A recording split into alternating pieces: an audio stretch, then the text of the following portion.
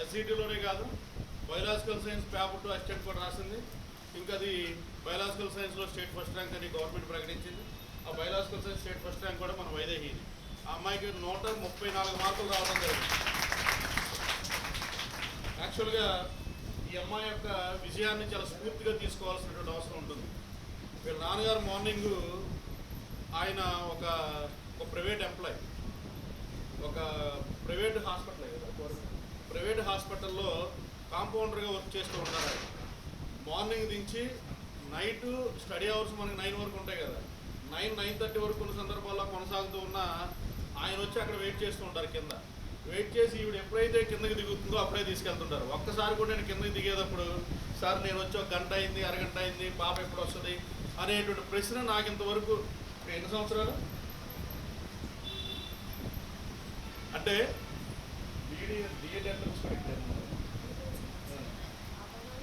Okay D.Ed అయిపోయిన వెంటనే మన దగ్గర చేరడం జరిగింది. ఈ అమ్మాయి చేరిన తర్వాత కానీ నోటిఫికేషన్ రాలేదు. ఫస్ట్ టెట్ ఎన్ని మార్క్స్ వచ్చినాయి? 131. తర్వాత TET second TET okay right. First TET ఏమో 131 వచ్చినాయి. సెకండ్ టెట్ ఏమో మనం యాక్చువల్గా ఏంటి 100 మార్కులు వస్తే టెట్ రాయటం ఎందుకు అనుకుంటాం, క్వాలిఫై అయినా టెట్ రాయటం ఎందుకు అనేటువంటి ప్రశ్నలు మనకు వస్తూ ఉంటాయి. కానీ ఈ అమ్మాయి 131 టెట్ మార్క్స్ వచ్చిన తర్వాత సార్ మరి నేను టెట్ రాయినా అంటే రాయమ్మా ఇంకొక 20 మార్కులు సంపాదించే అవకాశం ఉంది కదా, 19 మార్కులు సంపాదించే అవకాశం ఉంది కదా, ఎందుకు రాయకూడదని చెప్పడంతో ఆ అమ్మాయి మళ్ళా కూడా టెట్ ప్రిపరేషన్ కూర్చుంది. అలానే డిఎస్సి కూడా ప్రిపేర్ అవుతూనే ఆ టెట్ ప్రిపరేషన్లో ఈ అమ్మాయి మరలా ఇంకొక 14.86 మార్కులు పెంచుకొని స్టేట్ ఫస్ట్ ర్యాంకర్గా మనకి నిలబడినటువంటిదిగా మనం చెప్తూ ఉన్నాం. అలానే బయోలాజికల్ సైన్స్ కూడా యాక్చువల్గా నేను ఒకటి చెప్తూ ఉంటాను, ఎస్జిటికి పేపర్ 1కి ప్రిపేర్ అవుతూ ఉండేటువంటి అభ్యర్థులకి ఎంత సువర్ణ అవకాశం అంటే గ్రూప్ 1 జనరల్ స్టడీస్ దగ్గర నుండి, గ్రూప్ 2 జనరల్ స్టడీస్ దగ్గర నుండి, గ్రూప్ 3 జనరల్ స్టడీస్ దగ్గర నుండి ఎస్జిటి వరకు సంపాదించే ఏకైక grand trunk road SGT preparation అని చెప్తూ ఉంటా ప్రతిసారి. అలానే అటువంటి ఎస్జిటికి ఎంత నువ్వు ఆత్మ పెట్టి ప్రిపేర్ అయితే, ఎంతైతే ఒక ప్రణాళికాబద్ధంగా నువ్వు ప్రిపరేషన్ కొనసాగించినట్లయితే ఖచ్చితంగా నీకు ఆ యొక్క మార్క్స్ అనేటువంటివి పేపర్ 2 కూడా ఖచ్చితంగా ఉపయోగపడతాయి. పేపర్ 2 కంటూ ప్రత్యేకంగా చదవాల్సినటువంటి పనిలే. పేపర్ 2 ప్రత్యేకంగా చదివాము, నాకు తెలిసి అంత టైం కూడా లేదు. లాస్ట్ టెట్ ఎంత టైం ఇచ్చారో మీకు తెలిసినటువంటిది. కాబట్టి అంత టైం కూడా లేనటువంటి పరిస్థితిలో పేపర్ 2 కూడా ఈ అమ్మాయి పేపర్ 1 ప్రిపరేషన్ స్టామినాతోనే 134 మార్కులు సంపాదించడం అనేటువంటిది ఖచ్చితంగా అభినందించాల్సినటువంటి అంశమే. కాబట్టి ఈ అమ్మాయికి ప్రతిభా కోచింగ్ సెంటర్ తరఫున, ప్రతిభా కోచింగ్ సెంటర్ యొక్క అధ్యాపకుల తరఫున తనని అభినందనలు తెలియజేస్తూ ఉంటాం.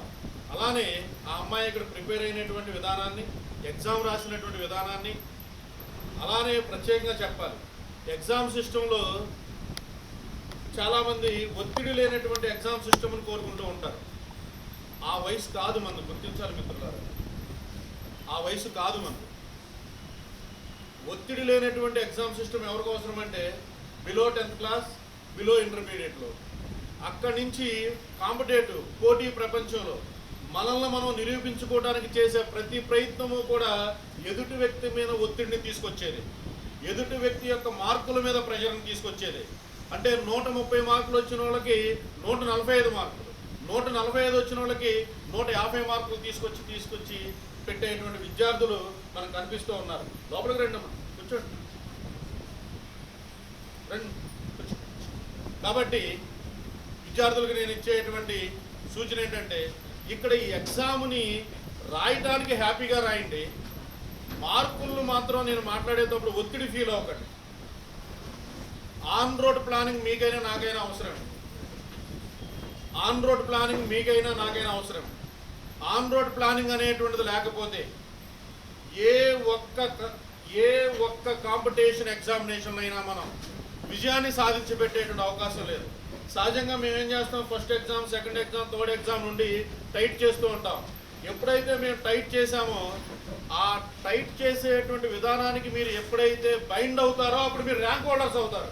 ఎప్పుడైతే దాన్ని బైండ్ అవ్వక స్కిట్ చేస్తారో ఫెయిల్యూర్ స్టార్ట్ అయినట్టు లెక్క మీ జీవితంలో. ఖచ్చితంగా గుర్తుపెట్టుకోండి ఇక్కడ. ఎందుకనంటే ఎప్పుడైతే ఒక ఎగ్జామ్ సిస్టమ్కి, ఎక్స్ప్లెనేషన్ సిస్టమ్కి, మోటివేషన్ సిస్టమ్కి ప్రతి విద్యార్థి సానుకూలంగా స్పందిస్తాడో ఖచ్చితంగా వాడి యొక్క డెస్టినేషన్ అనేటువంటిది ఒక జాబో ఒక ర్యాంకో అవుతుంది. ఎక్కడైతే ఈ యొక్క 3 పరిస్థితుల్లో ఒక విద్యార్థి స్కిడ్ అయ్యాడంటే వాడికి ఉద్యోగం అవసరం లేదని అర్థం, కష్టపడి చదవాల్సినటువంటి అవసరం లేదని అర్థం, అలానే భవిష్యత్తు ఉండాల్సిన అవసరం లేదని కూడా అర్థమే. కాబట్టి ఇవన్నీ పర్టికులర్గా తెలియవు వాళ్ళకి, కానీ వాళ్ళు భవిష్యత్తుల గురించి ఆ రకమైనటువంటి ఇర్రెస్పాన్సిబిలిటీతో కూడినటువంటి ప్రవర్తన కలిగి ఉంటారు. కాబట్టి అది డే బై డే వచ్చినప్పుడు మీకు అర్థమవుతుంది. కానీ ఈనాటి ప్రవర్తన రేపు భవిష్యత్తును డిక్టేట్ చేస్తూ ఉంటుంది. అందువల్ల స్వామి వివేకానందుడు ఒక మాట చెప్తూ ఉంటాడు, ఈ రోజు గడిచినటువంటి ప్రతి సెకను, ప్రతి నిమిషము, ప్రతి గంట నీ యొక్క అభివృద్ధికి నిలువెత్తు సాక్ష్యంగా నిలబడుద్ది అంటాడు. ఎగ్జామ్ ముందు నువ్వు చేసేటువంటి ప్రవర్తన ఎగ్జామ్ పేపర్ని సాటిస్ఫై చేసే విధంగా ఉంటే ఖచ్చితంగా ఎగ్జామ్ రోజు నువ్వు మంచి ర్యాంకుతో బయటకు వచ్చేటువంటి అవకాశం ఉంటుంది.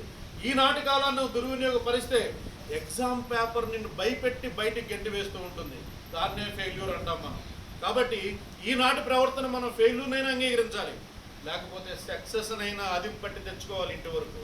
కాబట్టి ఈ రెండూ చేయగలిగేది మన ప్రవర్తనే. కాబట్టి అటువంటి ప్రవర్తనలో వచ్చేటువంటి డే టు డే లైఫ్లో మీరు సరి చేసుకోవాల్సిన అవసరం ఉంటుంది.